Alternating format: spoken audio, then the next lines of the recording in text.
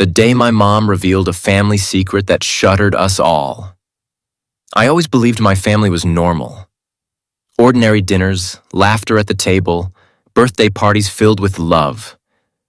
But one evening, all of that was shattered.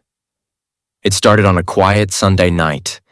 The air was heavy, the kind of silence that makes you uneasy before anything is even said. My mom sat us all down, me, my siblings, and my dad. Her hands were trembling, her lips quivered. And for the first time in my life, she couldn't look any of us in the eyes. I felt my chest tighten.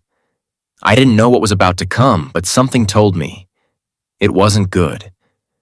Then, in a voice so broken it almost didn't sound like hers, she confessed.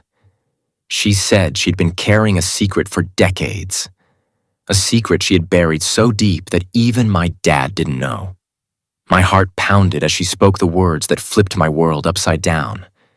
She told us that the man I had called Dad my entire life was not my biological father. I froze. The room froze. Time itself seemed to stop. I looked at my dad, the man who had raised me, taught me to ride a bike, held me when I cried. His face was pale, his eyes wide. And then, tears.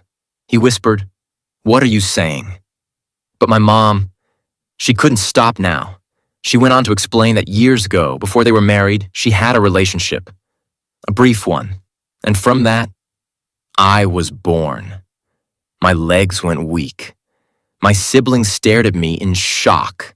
I didn't know whether to cry, scream, or run out of the house. The man I loved, the man I thought I belonged to, suddenly felt like a stranger. But then, something happened that shattered me even more.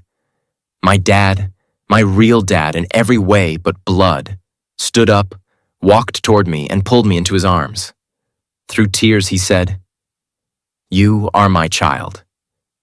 Nothing changes that. And in that moment, I realized something powerful. Sometimes, family isn't about blood. It's about love, sacrifice, and the bonds we choose to keep. But that night still left scars. The truth ripped through us like a storm. Trust was broken. And even though love remained, the silence after that revelation has never truly gone away. So I have to ask you, if you discovered that the person you've always called your parent wasn't really your blood, would you forgive?